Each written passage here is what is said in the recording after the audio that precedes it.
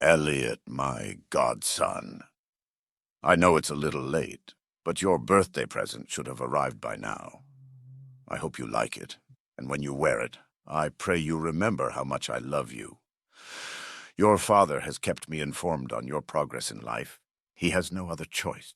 He tells me how easily you learn, understand, and retain what you're taught.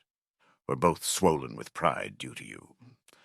Though there is one thing he told me that garners my concern for you, his as well. I'm sure it is a transitionary opinion, but is one that still requires mentioning.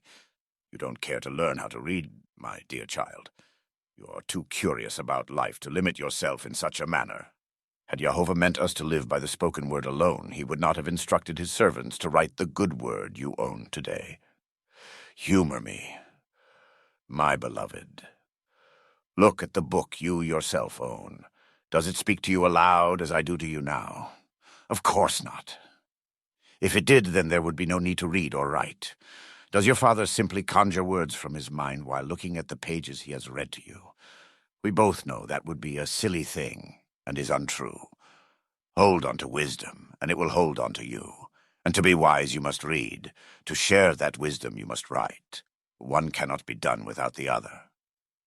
My beloved boy, I will frustrate you on purpose by writing you a letter. You will have to learn to read to know what I will tell you in it. No one will read it to you. You will have to read it yourself, and I know you eventually will. You are so much your father's son and so much your own person. So let me tell you a story about your father when he was exactly your age. He wasn't taught how to read. Well, he was taught halfway in school, but the dedicated time given to reading in classroom was taken from him and given to auxiliary mathematics. He had to learn on his own, as no one gave the time to teach him further. It wasn't because your grandparents didn't care, it was that they weren't told he wasn't being taught. So when he learned on his own, they assumed he was taught in school, and he didn't think to tell them otherwise until years later. The first time he read an entire book on his own was alone in a corner of the school library.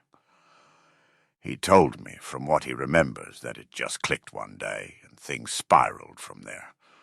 The only thing besides that he remembers, is a serene sense of joy when he looked at the page and understood what it meant, what it said. He knew, and the only thing he did afterwards was pick up another book to understand what it said as well. Perhaps it'll be the same feeling for you. Perhaps it will be different, but his experience is somewhat similar to my own. But the joy was all the same. You'll feel that joy, Elliot. You will feel an understanding you haven't known before. And being your father's son, I know you will love it just as we both did.